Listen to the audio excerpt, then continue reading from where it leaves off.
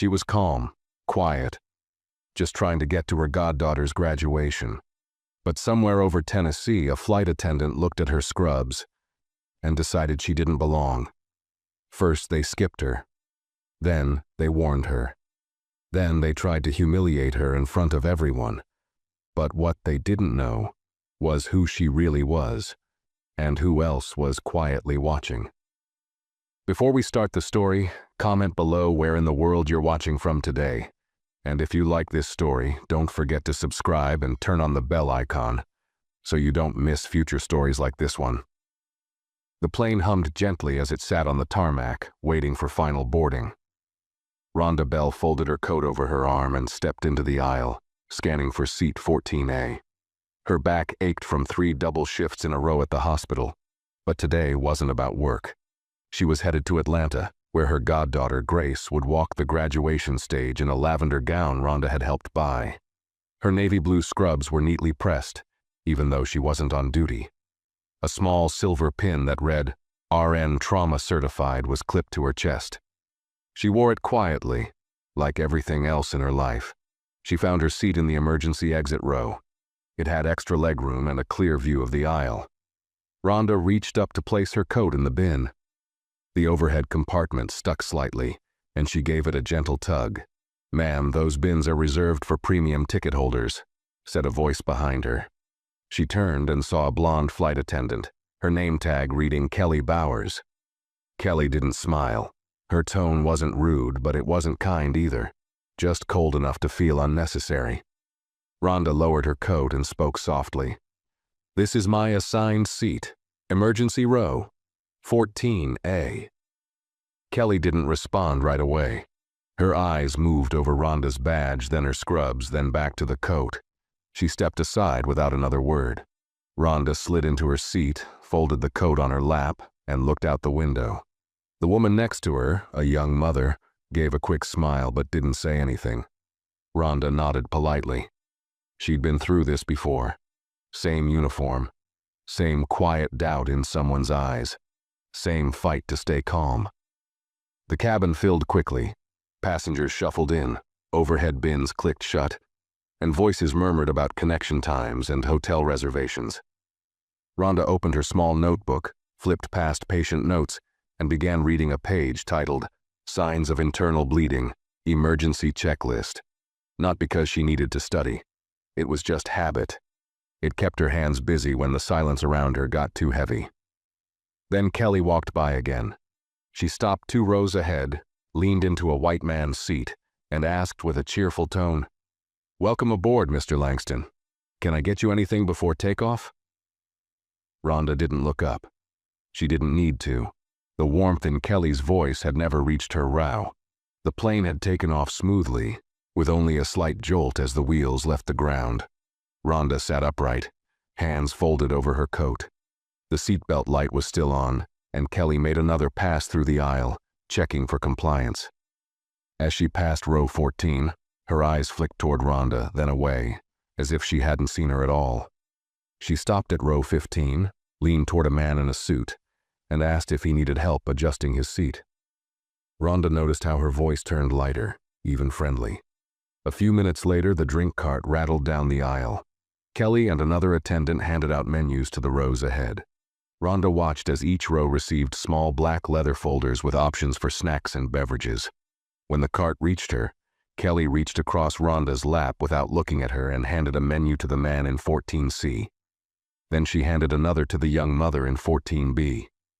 Rhonda waited quietly, but no menu came. She glanced down, then slowly looked up. Kelly had already turned to row 15. Rhonda cleared her throat gently, but Kelly didn't turn around. The other flight attendant, a younger man with dark-rimmed glasses, glanced at Rhonda and gave her a small, unsure smile. But he didn't speak. Rhonda leaned back in her seat. She wasn't thirsty, not really. She just wanted the choice, the recognition. It was a small thing, a menu, but it spoke loud enough to sting. She had been given no eye contact, no smile, no offer, just air. She kept her face calm, but her fingers gently pressed against her thighs. Not in anger, just to remind herself she was still here, present, Real. The woman across the aisle in 13C gave Rhonda a strange glance. She had noticed too. Rhonda said nothing.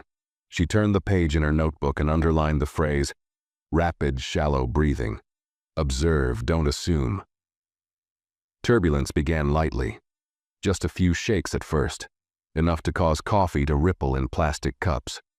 The captain's voice came over the speaker, calm and practiced, telling passengers to stay seated and buckle up. Rhonda did as told. She placed her notebook in the seat pocket and sat upright, hands resting on her lap. The woman beside her, a young mother named Camille, based on the diaper bag's name tag, held her baby a little tighter. The infant began to fuss, small whimpers rising with each bump. Rhonda glanced over. Camille's face was tense, lips pressed together, rocking the baby gently but unsure. When the oxygen masks dropped briefly in a mechanical glitch, several passengers gasped. Rhonda didn't panic. Her hands moved instinctively. She unbuckled, reached across to help Camille secure the mask over the baby's face, her fingers swift and steady. Then, like she had done 1,000 times in trauma rooms, she adjusted the mother's strap, speaking low, steady words. It's all right. Just keep breathing with her. Slow. Like that. Seconds later, the masks retracted. The plane steadied. Rhonda returned to her seat, but before she could fasten her belt again, a sharp voice snapped from behind. Ma'am, that was completely out of line. Rhonda turned. Kelly stood there, lips tight, arms crossed. Passengers are not permitted to interfere with safety procedures. That's a federal violation. Rhonda blinked, stunned. She was panicking, she said, nodding toward Camille. Her baby couldn't breathe. I helped, that's all. Kelly's smile was tight and unkind. That's not your role. We have professionals on board to handle emergencies. I am a professional, Rhonda said calmly. I've worked trauma response for over 2 decades. I know what I'm doing. Kelly didn't answer. She just shook her head, muttered something under her breath, and scribbled a note on the back of a slip from her apron. You'll be reported to the captain, she said, sliding the note onto Rhonda's tray without another word. Camille looked horrified. I'm so sorry, she whispered. You helped us. You helped her. Her baby had fallen asleep again, chest rising in soft little sighs. Rhonda nodded, her voice gentle. You don't need to apologize. Some people see a nurse and think we're servants, not protectors. As Kelly walked away, she leaned toward another attendant at the back of the plane and whispered loudly enough to hear. That's why I don't trust people who play hero in scrubs. They always push boundaries. Rhonda heard it. So did the man across the aisle, mid-50s, gray blazer, business laptop open. He looked up, eyes narrowing slightly, but said nothing. Rhonda kept her gaze low, face unreadable, but inside, a quiet ache pressed in her chest. Not because of what Kelly said, but because of how familiar it all felt. How practiced some people were at putting others in their place without ever raising their voice. Rhonda had been seated, calm, respectful, and still somehow she had become a problem. She turned her face back toward the window, eyes blinking slowly, holding back the same tired sting that had followed her through hospital hallways, patient complaints filed too late, and doctors who addressed male interns before her. She pressed her palm against her leg again, not from tension, just to feel something solid, something true. The cabin lights dimmed slightly as the flight moved into cruising altitude. Tray tables clicked. Seatbelts stayed fastened. Somewhere up front, someone chuckled at a movie. But in row 14, everything felt still, tight, like the air was holding its breath. Rhonda Bell sat frozen, her hands resting on her thighs, palms down, steadying herself. She hadn't touched the warning slip that Kelly had left on her tray. It sat there like an unwanted gift, mocking her in silence. Her name was written in sloppy ink, misspelled as Rhonda Bale. No badge number, no timestamp, just vague words. Interfered with safety protocol. Will follow up. She stared at it for a long time. Rhonda had been through worse. Much worse. A gunshot victim bleeding out on a stretcher. A mother sobbing after being told her child didn't make it. 12-hour shifts without food or rest. She could handle pressure. She was trained to. But this slow, deliberate unseeing, being looked at like she didn't belong, like she was a threat for helping a frightened child, this wasn't new. It was just more quiet, more polished. And maybe that's why it hurt more. She reached for her coat on her lap and tucked the slip inside the inside pocket. She didn't crumple it. She folded it neatly, as if keeping a record. She always kept records. Beside her, Camille hadn't said much since the masks retracted. Her baby was asleep again, cheeks flushed, breathing slow. Camille leaned closer now, her voice low. "I should have said something," she whispered. "You helped us. You really did." Rhonda smiled softly. "You had your hands full," she replied. "And you noticed. That's more than most." Camille looked like she wanted to say more but didn't know how. Her eyes filled with guilt. Rhonda reached for her own water bottle, unscrewed the cap, then held it without drinking. She could feel eyes watching her. Not many, but a few. A man across the aisle, a teenager a few rows back. Their looks weren't cruel, just confused, like they'd felt something shift in the air and weren't sure if they were supposed to care. Rhonda had seen that look before too, in break rooms and conference panels. The quiet, "Is this really happening?" look. The silent debate. Do I speak or do I stay in my safe lane? She took a slow sip of water. It tasted warm, flat. Her stomach turned gently, not from the water but from the weight of the moment. She felt her body there, heavy in the seat. Her heart wasn't racing. There was no panic. Just a tired hum behind her ribs. A tiredness deeper than exhaustion. A tiredness that came from having to explain her worth over and over, only to be disbelieved again. The man across the aisle finally spoke, soft and cautious. "Are you all right, ma'am?" Rhonda turned to him. His voice didn't match his posture. He looked uncertain, like he hadn't meant to get involved but couldn't shake the guilt. She nodded once. "I'm okay," she said, even though she wasn't. He nodded back, then returned to his laptop. Rhonda turned her face to the window.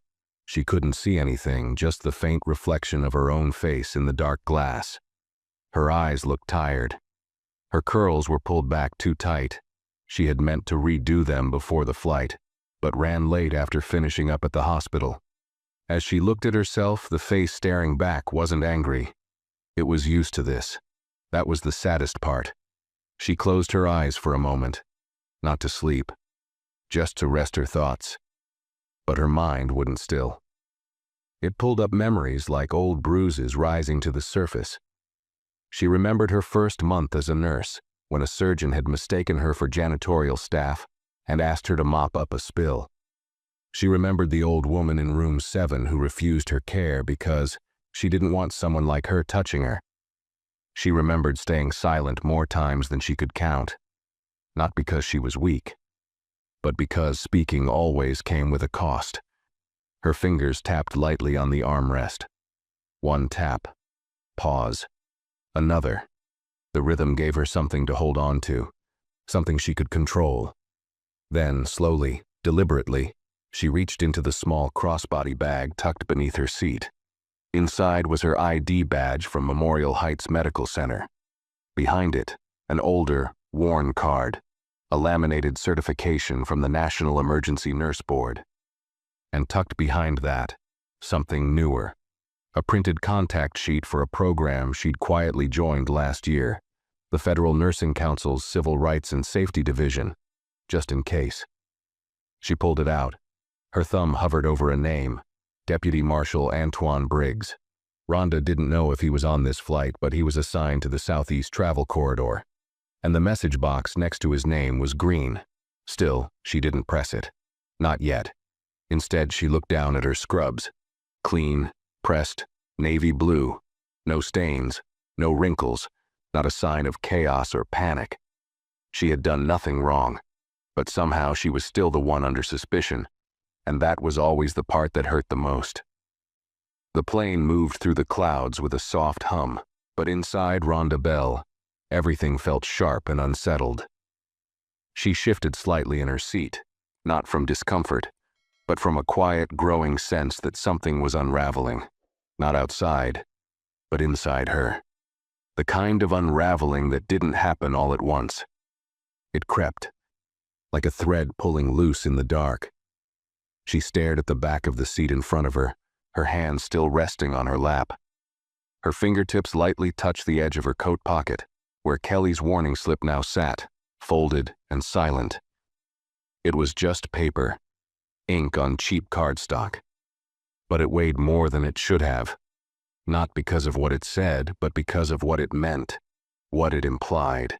That her calm, measured help had been rewritten into a violation. That she, not the system, had done something wrong. Camille was asleep now, slumped gently against the window, her baby nestled on her chest. Rhonda envied that kind of peace, the kind that came with not yet learning the cost of being visible in the wrong way. She didn't blame the young mother, but it reminded her of how long she had carried this quiet burden. Not just today, not just on this flight, but through years of steady, silent defiance. She remembered once, on a hospital night shift, when an administrator came into the trauma bay during a code blue. Rhonda had been leading compressions, her voice firm, issuing orders. The administrator had pulled her aside later and said, "You give instructions like a doctor." Rhonda had smiled politely and replied, "No, I give instructions like a nurse." It had taken years to claim that kind of authority. And yet, all it took was one flight attendant's smirk to shake it again. Her phone sat on airplane mode in the seat pocket. She couldn't message anyone, not yet. But her mind worked methodically, like it always did in emergencies. Not fast, not frantic, just thorough. Assess, confirm, act. Her eyes moved across the aisle again. The man with the laptop, late 50s salt and pepper beard, wedding band on his left hand, had his screen tilted just enough for her to see a line graph. He was working, watching markets or numbers or something else that moved in neat, logical rows. She wondered how often people like him felt invisible. He caught her glance and gave a small nod. Not sympathy, not friendliness, just acknowledgement. It was something. Small, but something. Behind her, she heard a soft laugh. Kelly's voice. That same tight, sugary tone she used when addressing passengers she considered important. Rhonda didn't turn around. She didn't need to. She could feel the line in the air. The invisible barrier between those who were allowed to relax and those who were expected to stay quiet. Kelly passed her row again, walking slowly, balancing a tray with bottled waters and snack packets. As she reached row 13, she leaned over with a wide smile. "Would you like sparkling or still?" she asked the woman in the aisle seat. The woman chose sparkling. Kelly handed it to her with 2 napkins and a polite nod. Then she skipped row 14 entirely. Rhonda watched, her heart steady but her thoughts rising. The man in 14C, the same row as her, looked surprised. He leaned toward Kelly, gesturing. "Excuse me, can I get a water too?" Kelly blinked, like she hadn't expected the request. "Oh, of course," she said, her voice tightening just a little. She handed him a bottle, no napkin this time, then continued walking. She didn't acknowledge Rhonda. Not a glance. Not a word. The man looked toward Rhonda, confused. "Did she—" he started. Rhonda shook her head. "Don't worry," she said. "I'm not thirsty." She wasn't lying. She wasn't thirsty. But she was tired, in the way that went beyond the body. Tired in her ribs, in her bones, in the part of her that had once believed kindness alone could fix anything. The tray clattered slightly as Kelly moved up the aisle. More laughter, more glasses, more comfort, all handed out with the smooth rhythm of someone who knew exactly where to pour their energy and exactly where to withhold it. Rhonda looked back at her bag. The name was still there. Deputy Marshal Antoine Briggs. She tapped her finger against the laminated card. Once, twice. Her thumb hovered over the message field. She didn't want to escalate things. That's what they always said. Don't escalate. Don't make it bigger than it is. Don't cause trouble. But maybe that was the point. It was already big. She just hadn't made it visible yet. Rhonda let out a long, slow breath through her nose. Then she tapped. A green check mark appeared. Message sent. The cabin remained dim, with only the overhead reading lights flickering here and there like quiet beacons. Most passengers were settling into their in-flight routines, watching movies, dozing with neck pillows, sipping small cups of wine. But Rhonda Bell sat upright, motionless, her hands folded gently on her lap as if she were back in a hospital waiting room, waiting not for a diagnosis, but for a decision. The message she sent had left her phone less than 5 minutes ago. No reply yet. Not that she expected one right away. Deputy Marshal Antoine Briggs wasn't the type to reply with casual texts or empty words.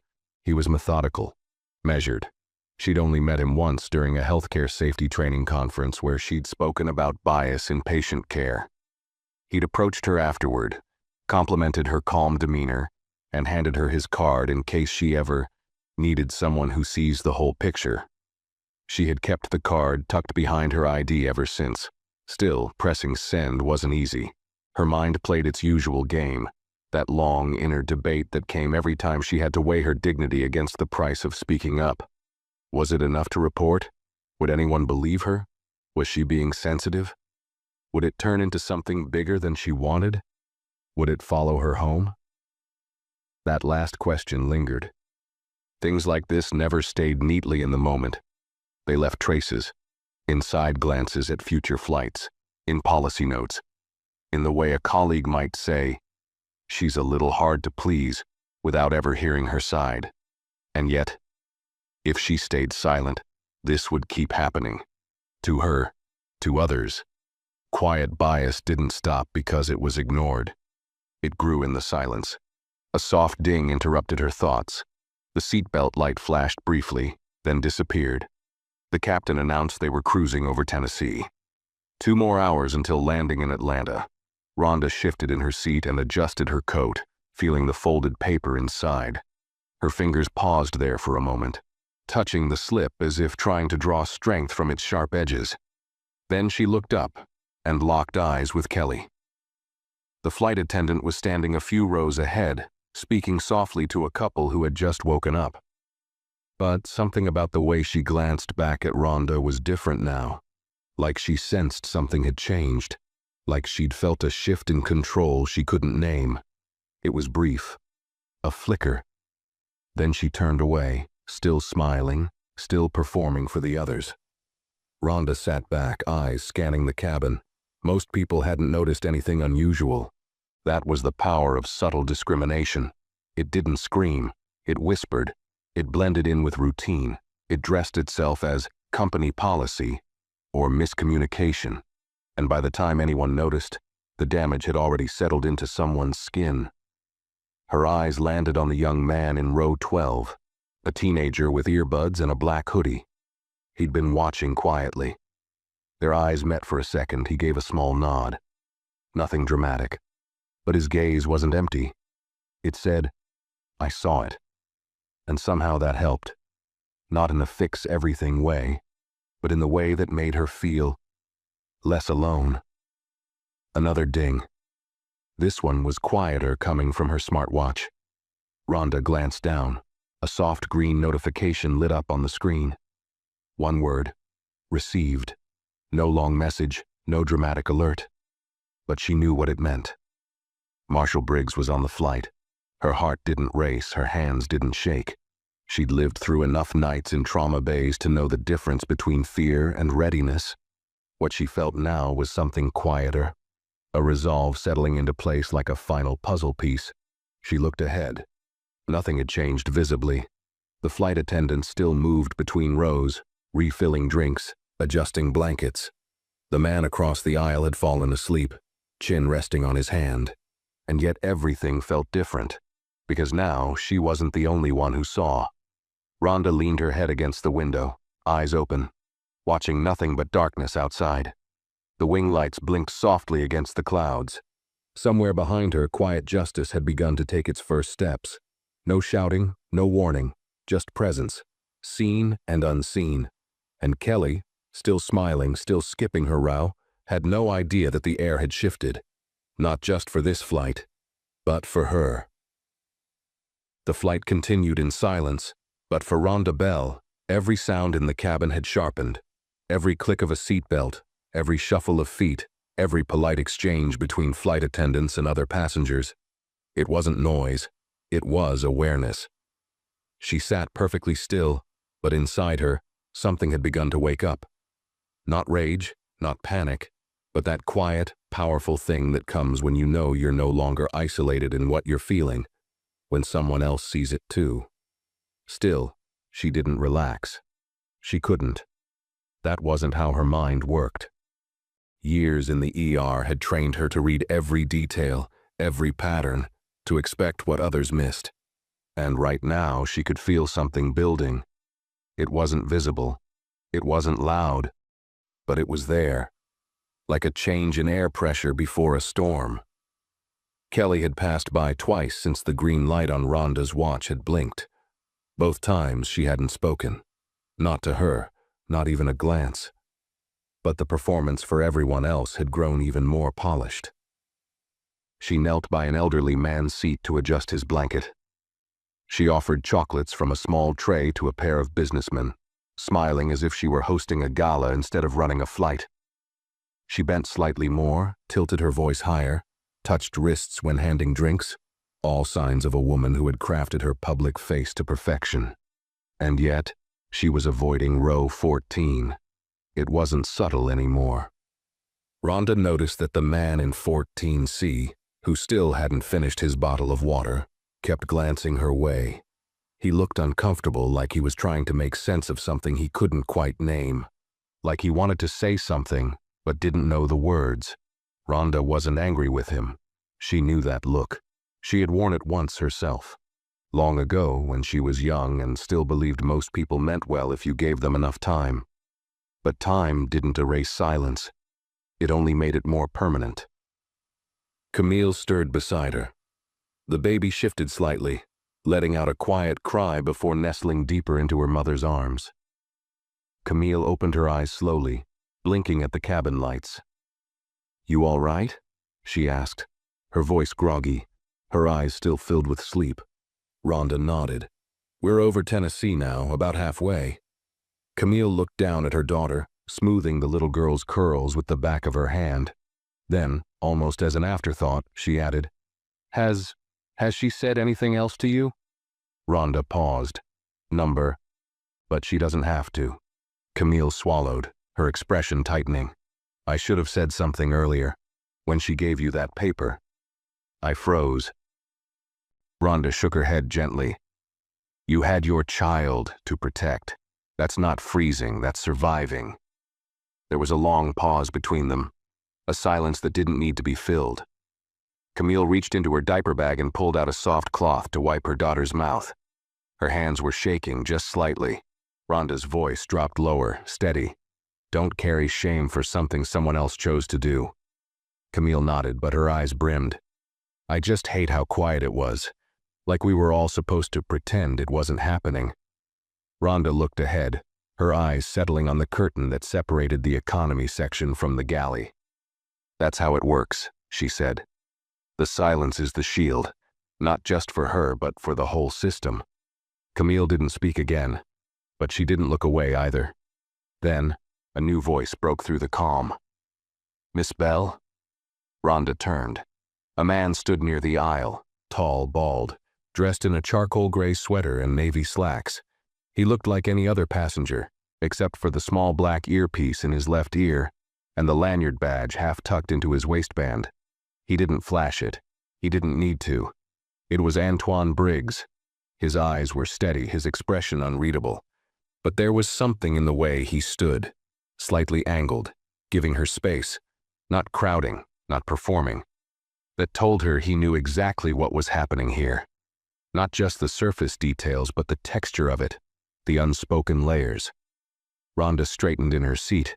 Her voice was calm. "Yes?" "I won't stay long. he said softly.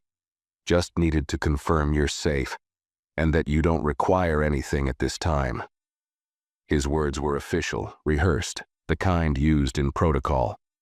But his eyes said something different. "You were right to speak, and I've seen this before." "I'm fine," Rhonda said. "For now." He gave a single nod. "Understood." He turned, heading back toward the front of the cabin, slow and casual, as if he'd just stretched his legs. To anyone watching, he was just another traveler walking to the lavatory. But to Rhonda, it was confirmation. She wasn't alone now, and whatever came next wouldn't disappear when the wheels touched down. She folded her hands again and rested her head lightly against the window. She didn't close her eyes this time. She wanted to see everything. Rhonda Bell stayed still, her head turned toward the cabin window, though there was nothing to see beyond the glass. Just darkness, soft and endless, broken only by the blinking red light on the wing. The world outside felt quiet, but inside the aircraft, she could feel a kind of electricity building, subtle, charged, like air before a lightning strike. She kept her body calm. No sudden movements, no shifting. Only her fingers moved, gently stroking the edge of her coat sleeve, as if she were smoothing fabric that had never wrinkled. Antoine Briggs was real. He had stood there beside her seat, eyes steady, tone professional, but his presence had been a declaration.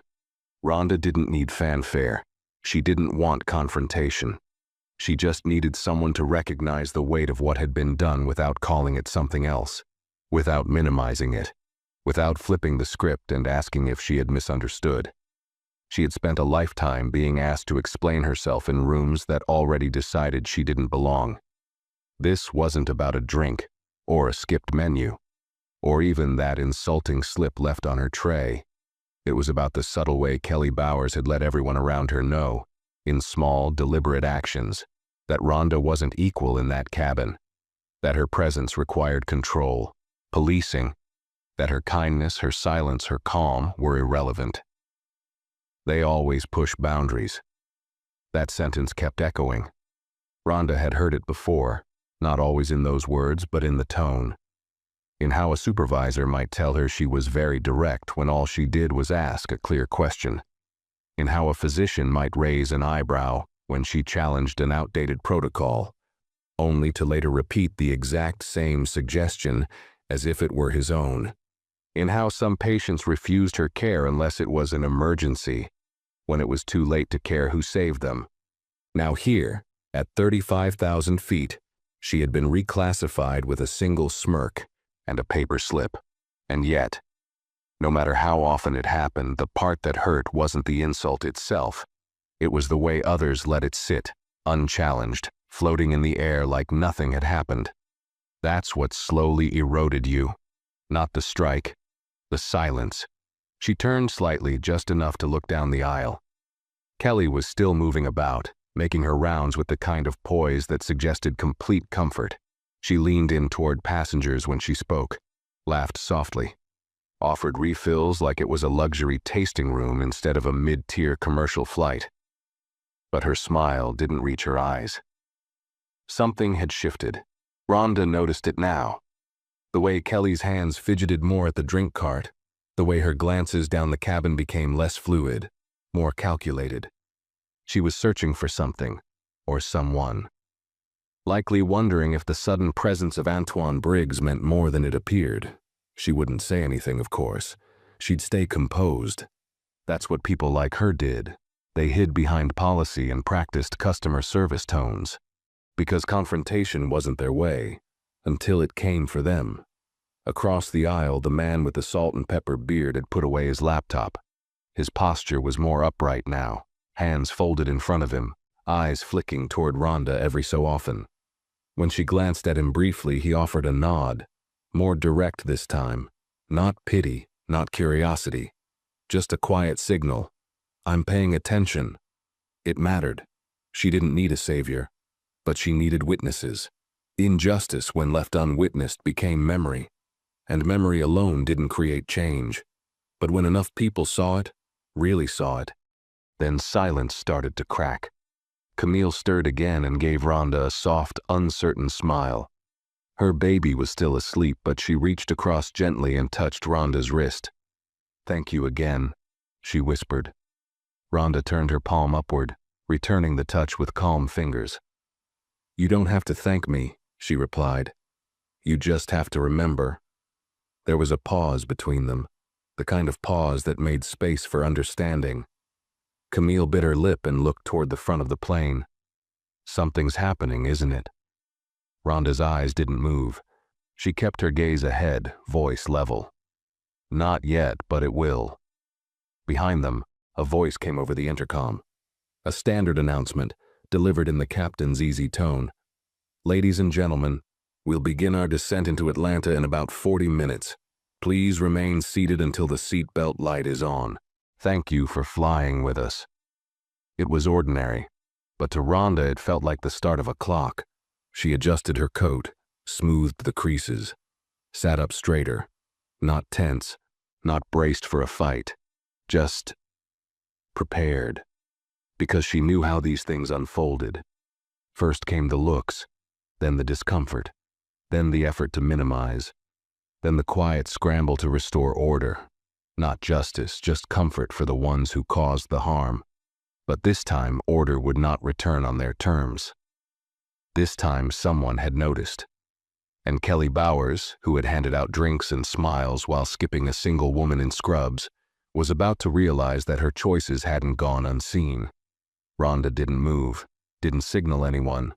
She just looked forward, calm and unshaken, as the engines hummed softly and the world outside began to rise up toward the plane. She had done nothing but help a mother calm her baby. And now, the sky itself felt like it was tilting back in her direction. The first sign that something had shifted came in the form of movement, not loud, not rushed, but deliberate. As the flight began its slow descent, the cabin lights brightened just a touch. Passengers stirred in their seats, adjusting reclines, reaching for carry-ons. There was that usual soft rustle of end-of-flight energy, people preparing to land, minds shifting from clouds to concrete. But in row 14, Rhonda Bell remained still, her posture quiet but alert, like a nurse watching vitals in the seconds before something changes. From the corner of her eye, she noticed it. Kelly Bowers walking up the aisle, clipboard in hand. No cart this time, no snacks or drinks. Just the performance of order. She was stopping at random rows now, asking about service, jotting notes. Her face was tight, polite. Too polite, like a mask worn a little too long. Rhonda's breath slowed as Kelly approached. "Hi there," Kelly said sweetly to the man in 14C, her tone light. "Just checking in before landing. Was everything all right with your flight today?" The man blinked. He hesitated. Yes. Fine." Kelly smiled, then turned slightly, just enough to glance at Rhonda. Their eyes met for half a second. Kelly's expression flickered, too fast to name but not fast enough to hide. She opened her mouth, but no words came out. Then, pretending as if she'd forgotten something, she took a sharp step back and moved on to the next row. Rhonda didn't look away. She watched Kelly retreat, the back of her pressed uniform, her heels clicking a little too fast. That was the thing about people like Kelly. They were confident when the power was on their side, when silence protected them. But the moment they sensed scrutiny, real scrutiny, they grew cautious, defensive, because deep down they knew they'd been skating on assumptions, not merit. Rhonda's hands stayed folded over her coat.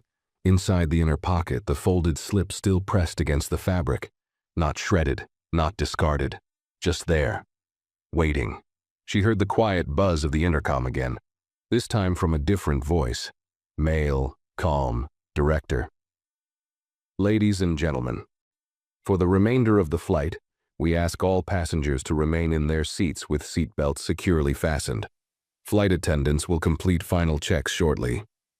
The tone was slightly different than earlier, slightly more official, controlled. Camille sat up straighter. "That's new," she whispered. Rhonda didn't answer. She didn't need to. Across the aisle, the man who had offered her a nod earlier now looked fully alert. He closed his laptop and sat back, eyes forward, watching.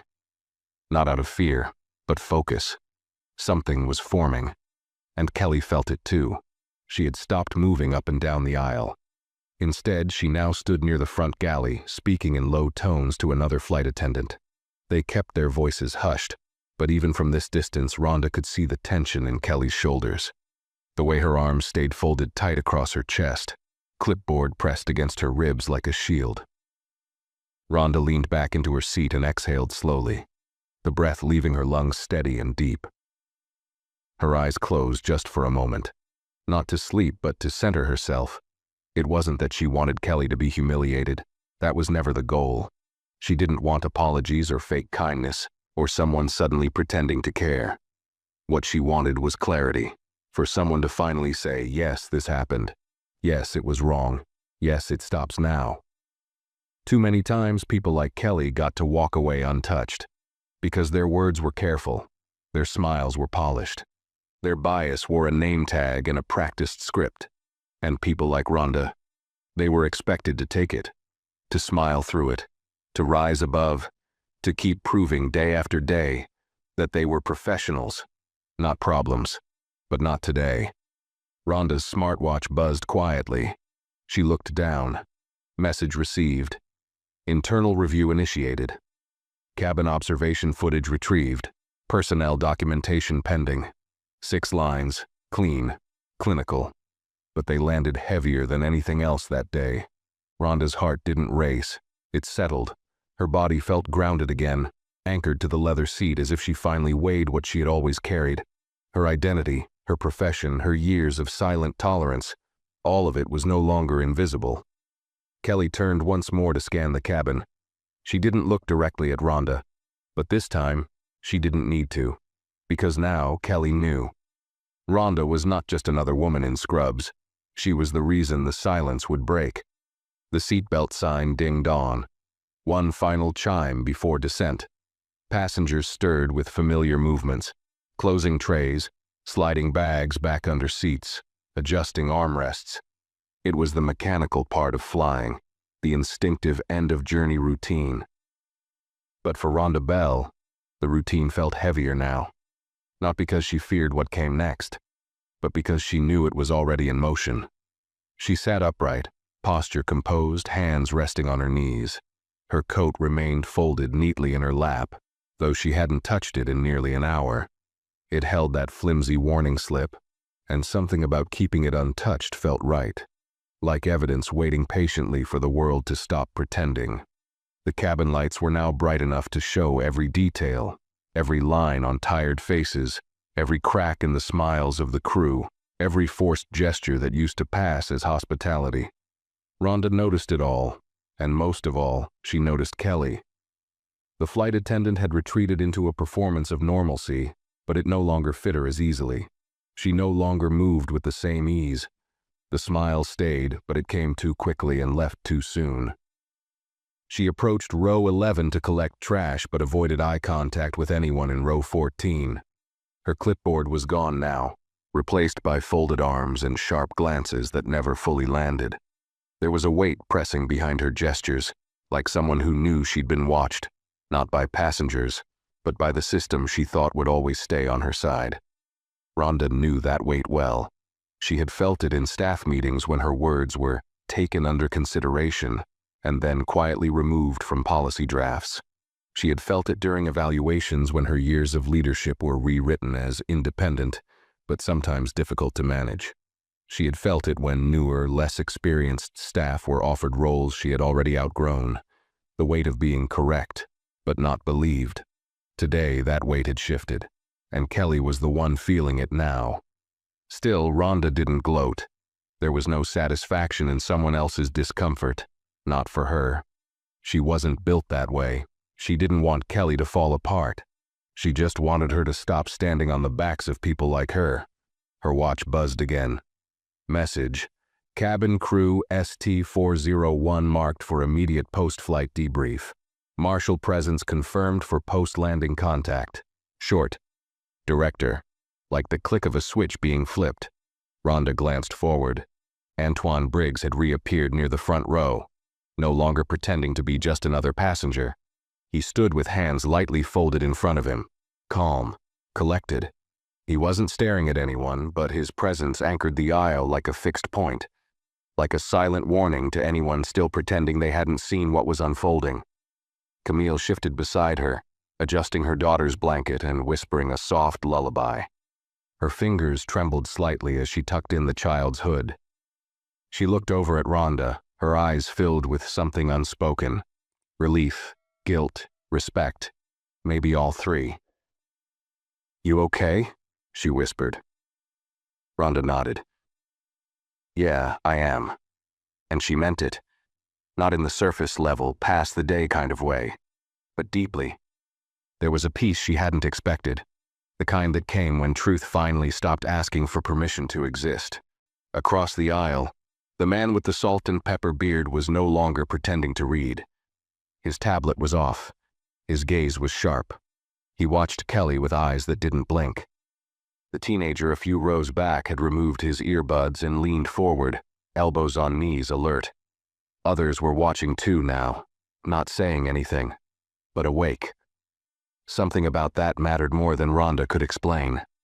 She wasn't just being seen. The pattern was being seen, and that's where the change lived, not in a single act of justice, but in the quiet unraveling of a lie people had lived with for far too long. The wheels touched down with a soft jolt. A wave of exhaled breath filled the cabin, the collective sigh of passengers who had nothing on their minds but ground, bags, schedules. But for Rhonda, the landing meant something else. This wasn't over. It was beginning. The intercom came alive again. This time, it wasn't the captain. "Ladies and gentlemen, for safety reasons, we ask passengers in rows 10 through 16 to remain seated while our onboard crew completes a brief compliance check. Thank you for your cooperation." The words were neutral. The message wasn't. Camille froze. Her eyes widened. "Is this?" Rhonda didn't answer.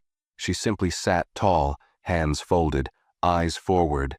And just like that, the silence that had once covered everything now felt like the loudest thing in the room. The plane rolled to a slow, steady stop at the gate. Outside the window, Atlanta's early evening light cast long golden streaks across the tarmac. Jet bridges moved into position. Ground crews bustled below, waving signals and connecting hoses. The airport looked as it always did. Orderly, practiced, calm. But inside row 14, Rhonda Bell sat frozen in something far more complex. Her seatbelt was still fastened.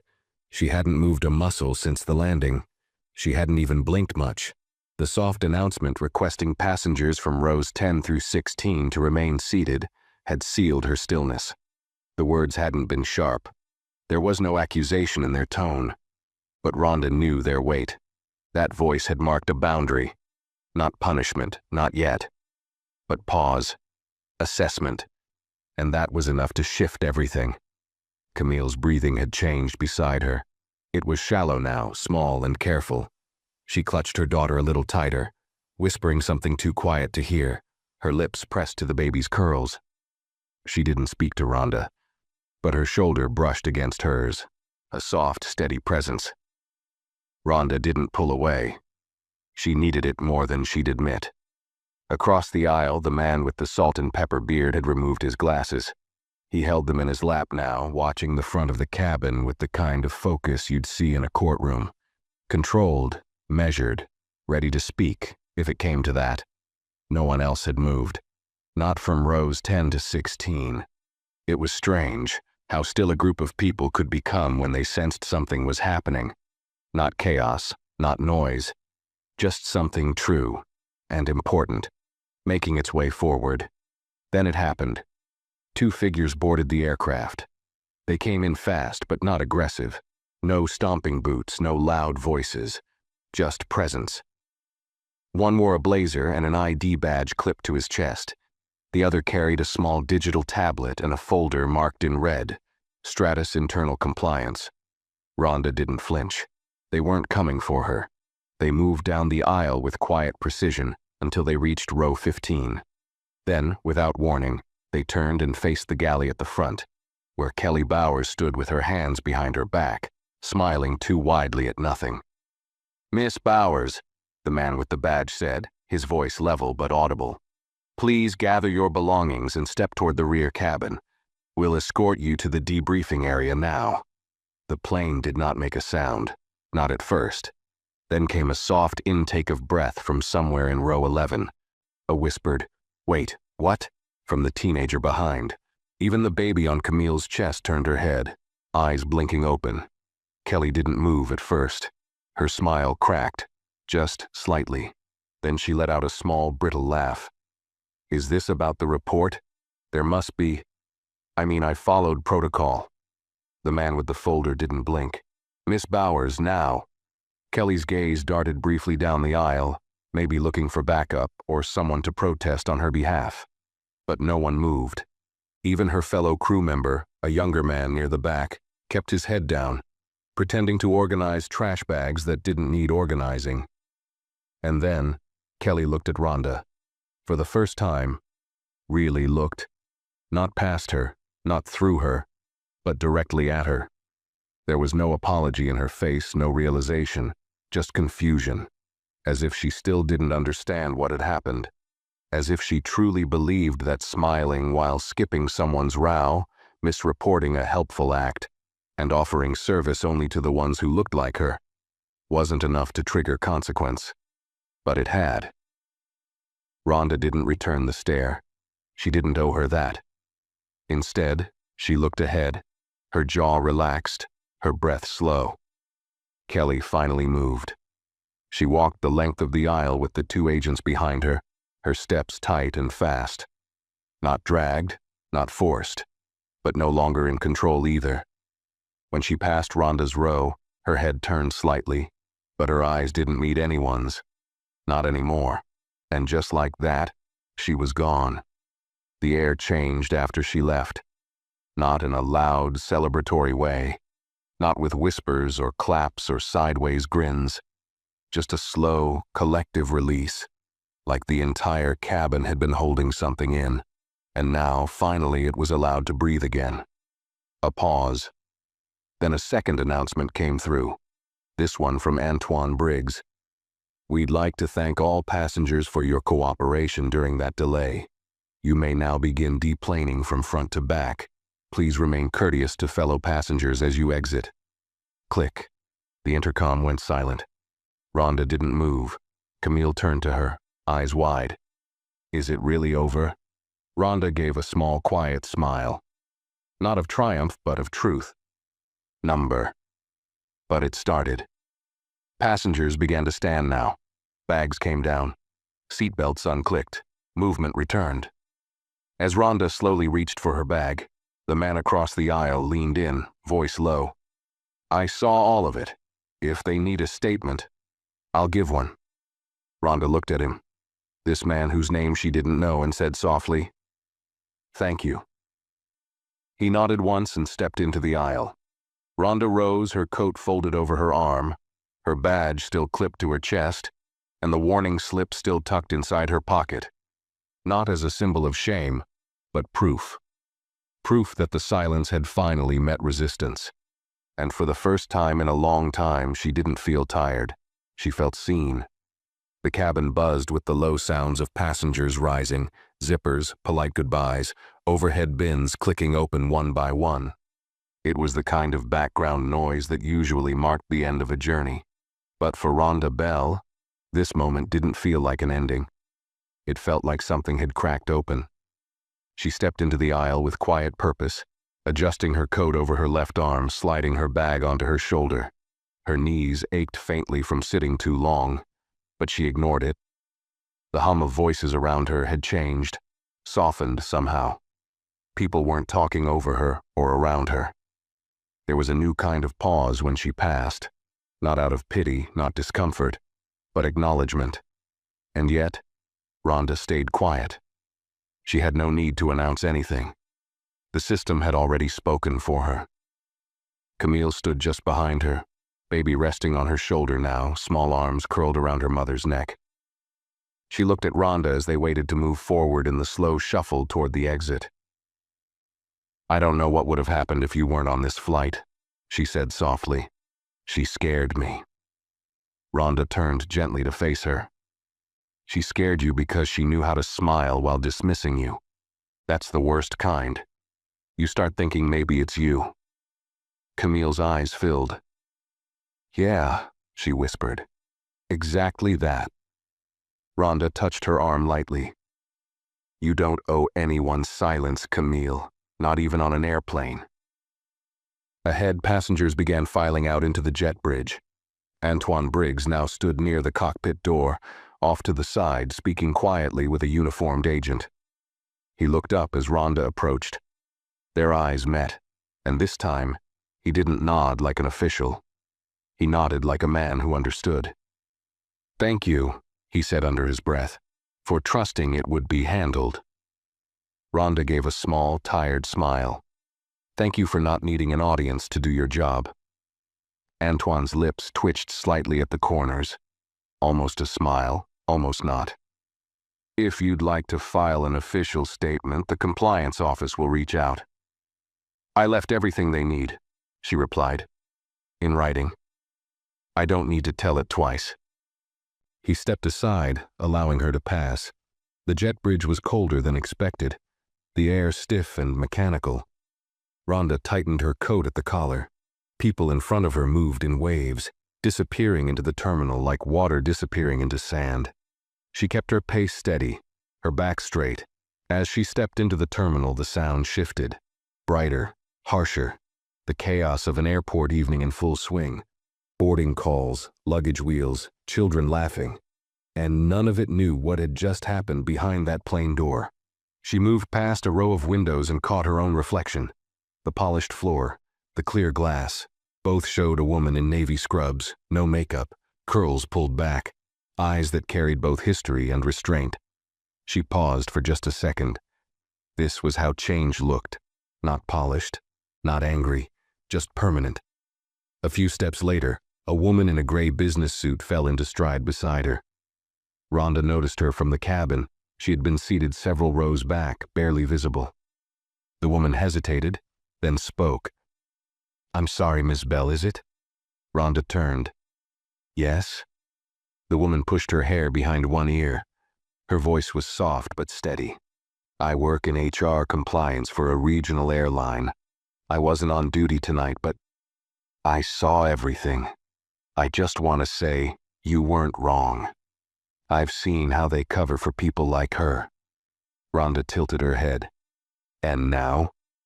The woman took a breath. Now, I'll be writing a full report, and I won't let them water it down. Rhonda studied her. Make sure you don't let them tell you it was just a misunderstanding. I won't, she promised. They parted at the escalators. Rhonda took the stairs, not because she had to, but because something in her needed to move under her own power, to feel her weight, to take each step without being carried or pulled. At the bottom, a shuttle waited to take her to baggage claim. She climbed in and sat near the back, watching the doors close one by one. A little boy stared at her from across the aisle, holding his father's hand. She smiled at him gently. He didn't smile back, but he didn't look away. The shuttle lurched forward. Rhonda looked out the window.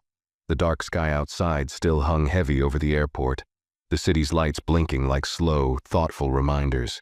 She felt something shift in her chest. Not pride, not even relief, but certainty.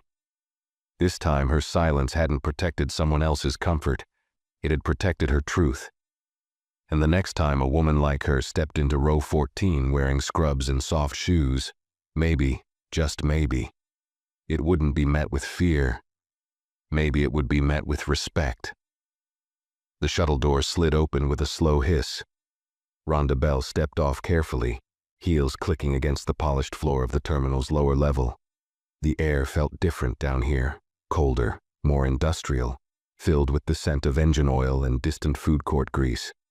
Baggage claim screens blinked overhead, announcing arrival after arrival in neat rows of glowing green text. Her flight number was listed near the top, Carousel 5.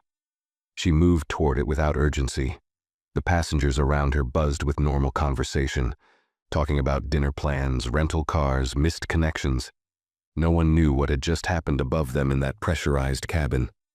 No one knew about the quiet confrontation, the slip of paper in her pocket, the escort of a flight attendant who never thought she'd be held accountable. That was always the strange part. These things happened in plain view, but the world kept moving as if they hadn't. Rhonda had learned to live with that. But today, she didn't have to. As she approached Carousel 5, the belt hadn't started yet. The crowd had gathered loosely in a half circle, faces half tired, half focused. Rhonda stood at the edge, letting her bag shoulders sag gently as her eyes scanned the space. Her mind wasn't on her suitcase. It was still replaying the moment Kelly was led down the aisle, still hearing that brittle tone, the confusion in her voice. "I followed protocol." Rhonda had heard that phrase so many times it had lost meaning. Protocol, policy, miscommunication, all tools people use to clean up the mess of their bias, to soften the impact, to escape accountability. But what Kelly never understood was that harm didn't need to come in the form of slurs or shouted orders. Sometimes it came in the shape of a cold voice, a withheld menu, a shrug. And sometimes, when it's been happening for years, that's the version that cuts deepest. The conveyor belt whirred to life with a clank. The first few bags tumbled out. Rhonda's eyes drifted toward the exit doors across the terminal. She wasn't in a rush to leave, but her heart had begun to ache in a way that felt bone deep. A slow ache, a quiet one. Not grief, not fear. Just the weight of having to hold it together again. Even when justice had technically been served. Even when it ended in her favor, it still cost her something. It always did. She thought about calling someone, a friend, a colleague, maybe her sister Eliza, who always said, "You don't have to be strong every damn minute, Roan." But she didn't pull out her phone. Not yet. There was a strange stillness in her chest that needed space, not sound.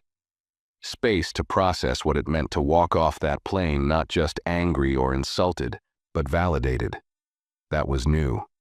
And it scared her more than she expected, because now she knew what it felt like when the system didn't look away, and part of her, the tired part, worried it wouldn't happen again.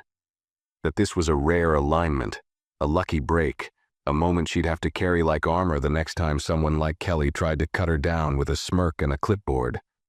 Behind her, a voice broke the hum of luggage wheels. "Miss Bell?" She turned slowly. It was the same woman from earlier, the HR compliance officer. This time, without the rush of passengers or the sterile silence of the cabin, she looked more grounded, less polished, like the weight of what she'd seen had finally caught up to her. Rhonda waited. "I just spoke to the review lead," the woman said. "They're pulling previous incident reports from that crew member. 2 go back over a year." Rhonda raised her brows, but said nothing. "She had a pattern," the woman added. "But nothing ever stuck. This time it will."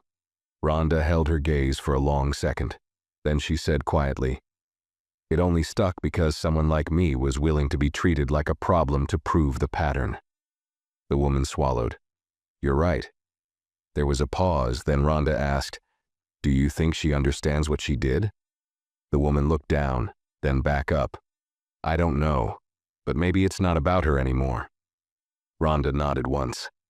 "That's the part people don't get. I didn't want her punished. I just wanted the harm to stop." The woman didn't respond. She didn't need to. Another bag slammed onto the belt, and Rhonda spotted her suitcase. Black, worn at the edges, a yellow ribbon tied around the handle like always. She stepped forward, lifted it smoothly, and wheeled it toward the exit. As she walked, the weight of the day began to settle differently in her chest. It didn't crush her like it usually did. It just sat there like something that had finally been named out loud. She passed the automatic doors, the thick glass parting with a low groan. The city air hit her face, warm, sticky, and alive. A line of taxis waited at the curb, engines idling. She didn't get in one yet. She stood there for a moment, her hand on the suitcase handle, the wind brushing the edge of her collar. She thought of every nurse who'd been dismissed, every woman who'd sat in row 14 and never said a word, every child watching their mother shrink under someone's polite hostility. And she knew Tonight wasn't just about her. It never really was. Rhonda Bell stood at the curb beneath the terminal's steel overhang, her suitcase upright beside her, its wheels locked in place like a second spine. The night air was thick with heat, still clinging from the day, and carried the scent of fuel and distant rain. The kind of heat that settled behind your ears and at the back of your knees. She didn't mind it. Not tonight. Taxis lined up like quiet yellow ghosts, headlights glowing, drivers tapping steering wheels with bored fingers, waiting for their next name, their next destination. A young woman to her left climbed into a car with flowers in hand. A man with a Bluetooth headset barked into his phone as he pushed a cart full of golf clubs into a van. Everyone was going somewhere. Everyone had already moved on. Rhonda hadn't. She stayed rooted, not because she was stuck, but because part of her needed a minute longer to absorb what had just happened. Her legs could carry her forward, sure, but her mind was still in that aisle, still hearing the click of the intercom, still seeing Kelly's face shift from power to panic. There was a feeling growing in her chest, but she didn't have a name for it. It wasn't triumph. She hadn't won a prize. She hadn't defeated a villain. It was quieter than that. Deeper. It felt like confirmation that the world she kept trying to explain to people, one where you were polite and competent and still treated like a risk, did exist. That someone finally acknowledged it without asking her to shrink her voice to get there. But alongside that feeling was something sharper. Not bitterness. Not quite. Grief. She couldn't deny it. For every time she had swallowed her pride to keep a job, for every eye roll she'd absorbed with a half smile, for every, "Are you sure that's what happened?" she had ever had to sit through while pretending she didn't already know the answer. Tonight had proven she wasn't imagining it. And somehow, that validation hurt too, because it meant all of it had been real. She pressed her head gently against the window. The cool glass grounded her. Her thoughts drifted to Grace, her goddaughter, whose graduation was tomorrow. That was why she had boarded that flight in the first place. That was what all of this had tried to distract her from. Grace had once told her, during a hospital visit, "You make being strong look easy." Rhonda had smiled and replied, "That's because you never see the cost." Now she thought about what it had cost her today. Not just energy, not just comfort, but something deeper. Vulnerability. The kind of exposure that didn't leave bruises but left you changed. She had stood up for herself in the most restrained way possible. No shouting, no anger, no spectacle, just truth. Quiet and plain. And it had been enough. But it shouldn't have taken that much. She closed her eyes for a moment. Not to sleep, she was too alert for that, but to feel. Really feel what had shifted inside her. There was a deep ache in her chest. Not pain, not sadness exactly. Something older. Like a tension that had been held too long. Like breath that had never been fully released. She remembered vividly the look in Kelly's eyes when she was escorted down the aisle. That frozen shock. Not fear of violence or shame, but the fear of being held to account. And Rhonda, even now, didn't feel spiteful. She felt tired, but under that tiredness there was something steadier, like the pulse of a drum beneath the noise. It was dignity, not the kind people handed out with praise or promotions, the kind you carried inside you, whether anyone saw it or not, the kind that stayed even when you were invisible. She thought about the next flight she'd take, whether the crew would look at her differently, whether her name would quietly be flagged in some system as the nurse who reported. She knew how institutions worked. There would be whispers, perhaps even polite distance. But this time she wouldn't shrink. This time she had chosen to be visible. The cab slowed as it pulled up in front of a modest brick townhouse tucked behind a row of oak trees. Her porch light was on. She always left it that way for herself. It felt like a promise. She paid the driver, nodded her thanks, and stepped out into the quiet evening air. The breeze kissed her cheek, warm and soft. She rolled her suitcase up the steps, each one clicking beneath her heels, the rhythm of return. She paused at the door, slipped the key in, turned the knob, stepped inside. The air in her home smelled like lavender and something faintly citrus, the last traces of the diffuser she'd set before leaving. She dropped her bag gently near the wall to unpack tomorrow. She didn't bother turning on the TV. She didn't check her phone. She walked slowly to the kitchen, opened a cupboard, and pulled out a chipped blue mug. It had belonged to her mother. She filled it with water and stood there, both hands wrapped around it, her reflection dim in the window above the sink. She wasn't crying, but something heavy inside her was finally settling. It wasn't peace, not yet, but it was something like it. A knowing that what she had done, not loud, not dramatic, not perfect, had mattered. That she had said in every quiet, steady action, "I belong here." I always did. And the world, just this once, had listened. She took a sip of water, placed the mug on the counter, and reached into her coat pocket one last time. She pulled out the warning slip, looked at it under the kitchen light, then slowly, carefully, tore it in half. Not in anger, but in closure. She dropped the pieces in the trash, exhaled through her nose and flicked off the light. And in the quiet hum of her home, Rhonda Bell finally let herself rest. For the first time in a long time, uninterrupted. If this story moved you, make sure to give it a like, share your thoughts in the comments, and don't forget to subscribe to the channel for more powerful stories coming soon. Her watch buzzed. A quiet nudge against her skin. A text from Eliza. "You land safe?" Rhonda stared at the message for a long moment. Her thumb hovered over the reply, but she didn't type anything yet. What would she even say? "Yes, I landed." "Yes, and someone finally got held accountable." "Yes, and something changed." And also, nothing did. She sighed and slid the phone back into her coat pocket. A few steps away, a shuttle driver leaned against a pole, sipping from a thermos. He glanced at her, not in judgment, just curious. She must have looked like she was waiting for someone, but she wasn't. She wasn't even waiting for a cab. She was waiting to feel ready. Ready to re-enter a world that still didn't know what she had carried on that flight. Ready to go back to work, to daily routines, to smiling at people who might still think they'd never do what Kelly did, even while doing it in softer, more polite ways. Ready to be asked by well-meaning coworkers, "How was your trip?"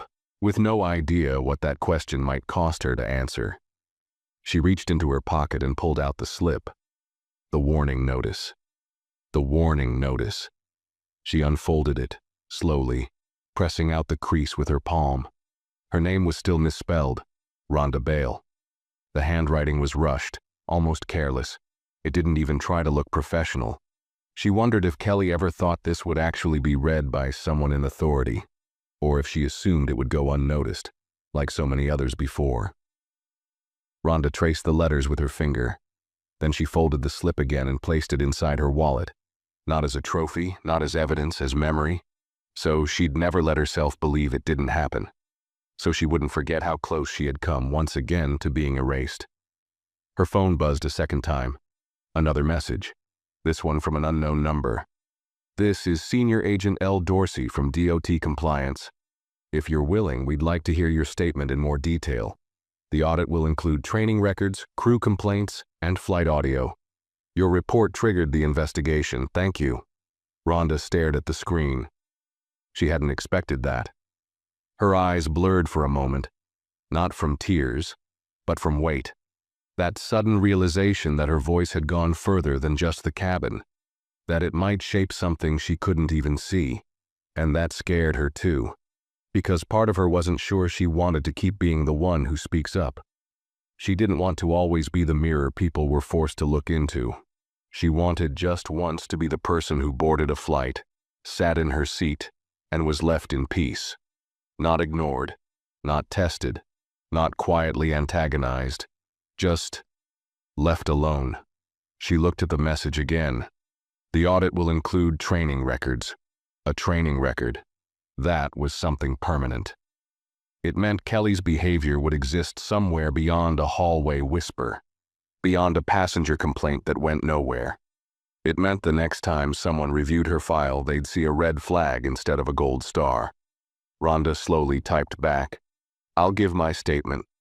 Not for me. For the next nurse." She hit send, and only then did she step toward the curb and raise her hand for a cab. The driver pulled forward with a nod, popping the trunk. Rhonda loaded her suitcase herself and settled into the back seat. The car smelled faintly of pine air freshener and worn leather. As they pulled away from the airport, the terminal lights receded in the rearview mirror. Rhonda leaned her head against the window, eyes half closed, lips parted slightly. For once, she didn't feel small. She didn't feel silenced. She didn't feel erased.